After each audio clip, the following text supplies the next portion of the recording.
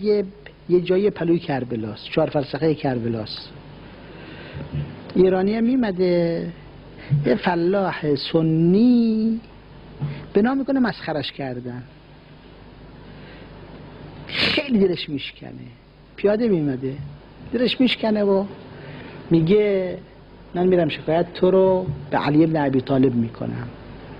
این آقای ایرانی شیعه میگه، اون باز مسخرش میکنه. اینم خیلی متاثر میشه، با چشم اشک ریزون میاد تا کربلا و کربلا نمیمونه و میره نجف. حالا وقتا شاید 3 روزم راه بوده، 4 روزم راه بوده به اصطلاح. بنا میکنه شکایت به حضرت امیر کردن و گریه و زاری که یا امیر من هیچی از شما نمیخوام، من سفر از ایران از دهات اومده بودم، خیلی حاجت داشتم، هیچ حاجت ازتون نمیخوام، فقط حاجتی که فعلا از شما میخوام اینه که جزای اینه بدیدش، هم که من ببینم جزاشو دادید. شب خواب میبینه حضرت امیر رو.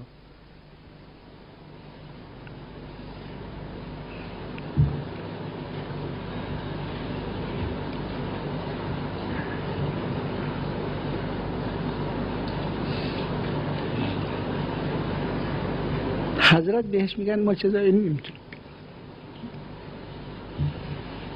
میگه چرا یا امیرالمؤمنین؟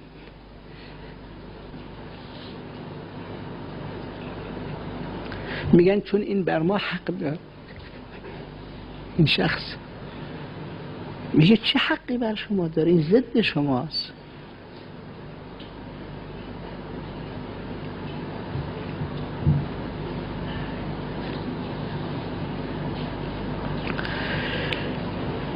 میگن حقش بر ما اینه که این فلاحه یه روز داشت باغشو آب میداد، نهر مسیب خیلی نهر واسعیه، انشاءالله صدام از بین میره، میرید میبینید، هر کدومتون ندیدید، هر کدوم که دیدید. نهر مسیب هم خیلی آبش با طغیان راه میره و حرکت میکنه، همچون امواج خیلی عجیب داره. بله حضرت فرمودن این که این یه روز داشت باغشو آب میداد،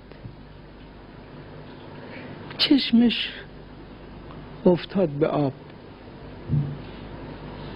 از دهنش در آمد خدا لعنت کنه بنی امیه رو، اینقدر آب زیاد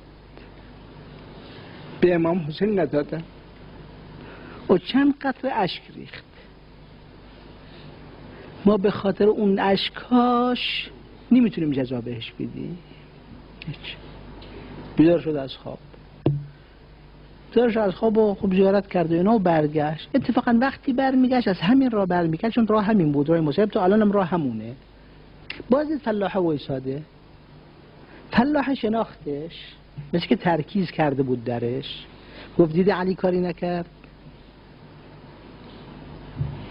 قصه رو واسش گفت، ایرانی قصه رو گفت از برای این فلاح سنی متعصب.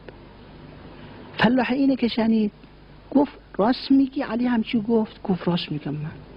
گفت این قصه رو هیچ کس مطلع نیست مگر خدا که من واسه امام حسین گریه کردم، پس معلوم میشه مذهب شما صحیح هم شیعه شد.